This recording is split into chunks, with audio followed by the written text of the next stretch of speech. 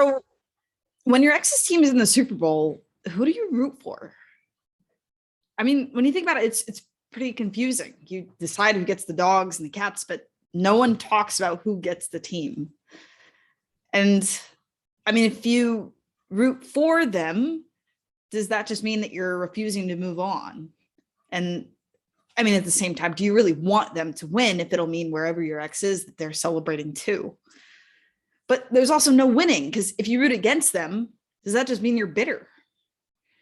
And if you were to root against them, would you want them to get blown out, or would you want them to come so close, only to royally fuck it up on the last play?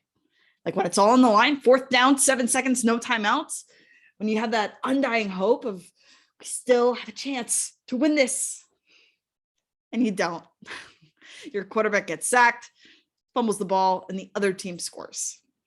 And then there's that feeling, when you can't breathe. And, maybe it doesn't matter who you root for. Maybe they're destined to lose, because in the moment, it feels like you both lost too. There's no easy answers for any of this. You can't help but think of how far that team has come. You remember years back when new quarterback came in and won the last 5 games and then tore his ACL, was out for the season. How you couldn't believe what was happening. You remember the journey of seeing all these backup QBs get called off the sidelines, names that you've never even heard of, and how you always gave them so much credit, just always showing up and practicing, staying loose, just in case. And now you just can't help but wonder, those backup QBs, did they always secretly root for their team, or would they secretly hope the quarterback got hurt so they could have a chance to get in the game? And you just wish you could know, because if you could know who they rooted for, then maybe you would know who to root for now. But it's so confusing. And so you decide to go to a friend's family party for the Super Bowl, and you decide that maybe you won't have to decide. You'll just go along with whatever that family chooses to root for. And then you won't have to decide. You can just go along. And then you find out that that family is one of those weird families that don't care who wins or loses. They're just here to enjoy the game. Damn it. And then on top of that, you're there and there's the sound of kids that are playing around the house, just being kids and feeling safe at home with their family. And you can't help but think this was part of the plan.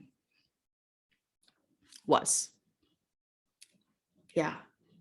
It's just so heavy, and it's so much. You don't even know why you care. You don't even like the sport, the CTE and the drugs and the damage. And it's just so confusing. But you tell yourself you'll sit with the contradiction of it all. It's just 60 minutes of play. It's going to be over soon.